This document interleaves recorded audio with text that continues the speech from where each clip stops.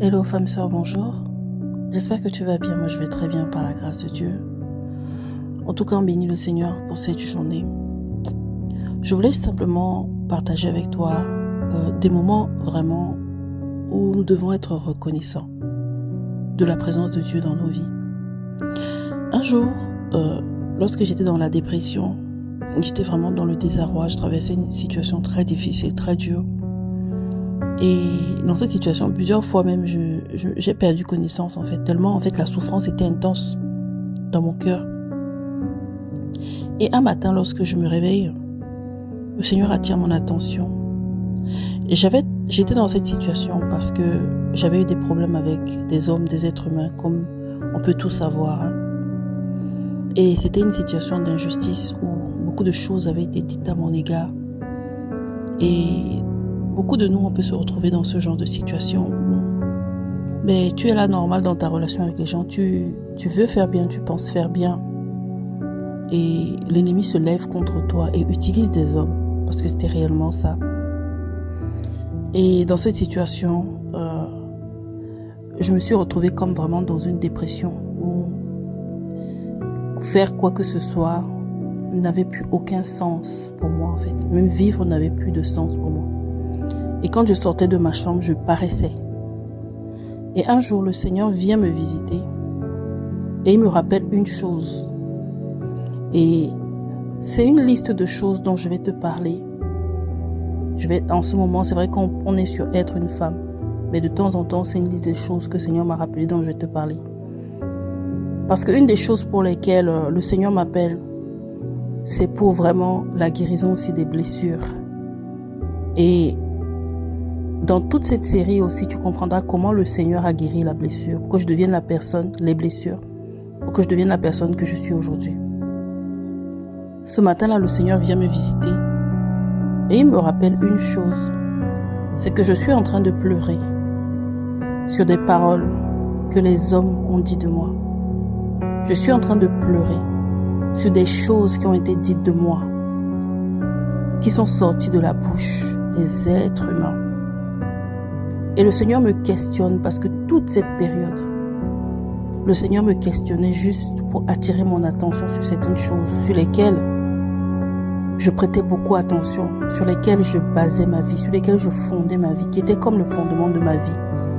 Et ces choses sont comme le fondement de la vie de beaucoup. Voilà pourquoi on vit malheureux. Il y a une façon de vivre heureux avec Dieu, c'est de considérer les pensées de Dieu, de considérer Dieu. Et c'est à partir de cette période que j'ai su ce que c'était, la parole qui sort de la bouche de Dieu. C'est à partir de cette période que j'ai su que je devais construire ma vie, mon identité, la personne que je suis. En premier lieu, sur la base de la parole qui sort de la bouche de Dieu. Sur la base des choses qu'il dit de moi. Sur la base des choses qu'il pense de moi. Pourquoi? Parce que on s'évertue à dire, à prêcher, à évangéliser les autres, à prier en disant que Dieu est un Dieu de vérité. Mais est-ce que ta vie est fondée sur la vérité de ce que Dieu dit à ton égard? Est-ce que ta vie est fondée dessus? Est-ce que tu te lèves le matin? Est-ce que tu réponds aux personnes? Est-ce que tu fais des choix?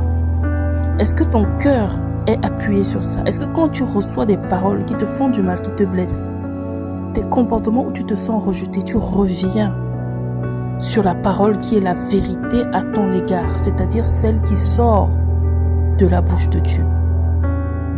Le Seigneur pouvait dire dans Matthieu 4 à Satan, « L'homme ne vivra pas de pain seulement. » Beaucoup de choses font vivre l'homme. On dit qu'on a besoin d'un salaire pour vivre, de l'argent pour vivre. On dit qu'on ne peut pas vivre sans les êtres humains. On dit qu'on ne peut pas vivre sans ceci, sans cela. Que si un homme reste un temps sans manger, il ne peut pas vivre. Mais bien aimé, beaucoup vivaient, beaucoup de personnes vivent.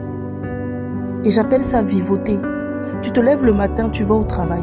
Mais en réalité, tu ne vis pas, il n'y a pas la vie en toi. La vie t'a quitté. La vie t'a quitté, bien aimé. Tu fais plein de choses, tu sors, tu vas faire tes courses. Tu t'habilles, tu fais les magasins comme tout le monde. Mais la vie t'a quitté. La Bible nous dit que l'homme ne vivra pas de pain seulement. Et le pain, c'est toutes ces choses que nous faisons. Toutes ces choses que nous faisons, tout être humain fait, alors qu'à l'intérieur, il n'a pas la vie. Le courant de la vie, il est à l'intérieur de toi. Mais pour que ce courant, ce moteur puisse entraîner tout le reste de ta vie, il faut qu'il soit abreuvé par la parole qui sort de la bouche de Dieu, qui est la vérité. Cette vérité te fait tenir ferme dans toutes les épreuves et je te mets à défi. Il n'y a pas une épreuve qui va venir devant toi et que tu ne vas pas confronter à cette vérité et qui ne va pas se taire.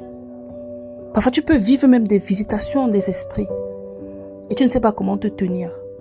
Pour parfois d'autres, vous priez, mais vous priez sous la peur parce qu'il ne vous manque cette vérité, cette épée qui sort de la bouche de Dieu, qui vous permet de tenir ferme face à toutes les situations. Bien-aimée, j'étais bien vivante physiquement, mais à l'intérieur, j'étais morte.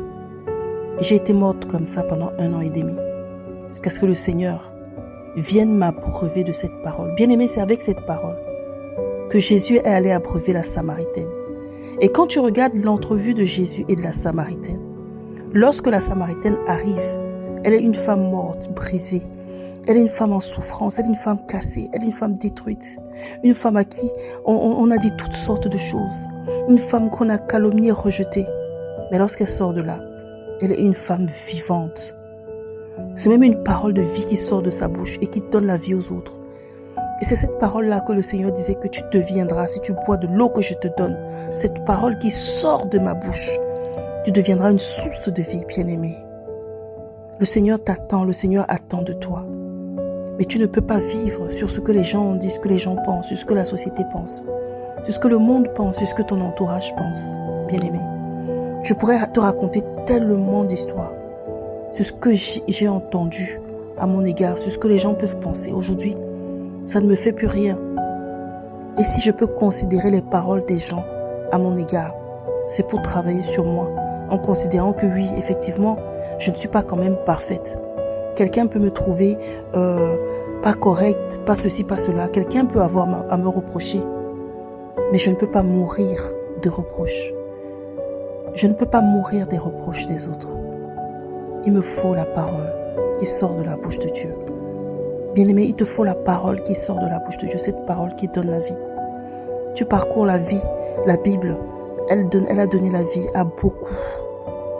Voilà ma prière pour toi ce matin, Père de gloire, Yahweh, Dieu d'amour, Dieu de paix, Dieu de majesté, oh Dieu d'autorité, Papa, je te confie le cœur de ma sœur, je te confie le cœur de mon frère, de quelqu'un qui passe ici, Père.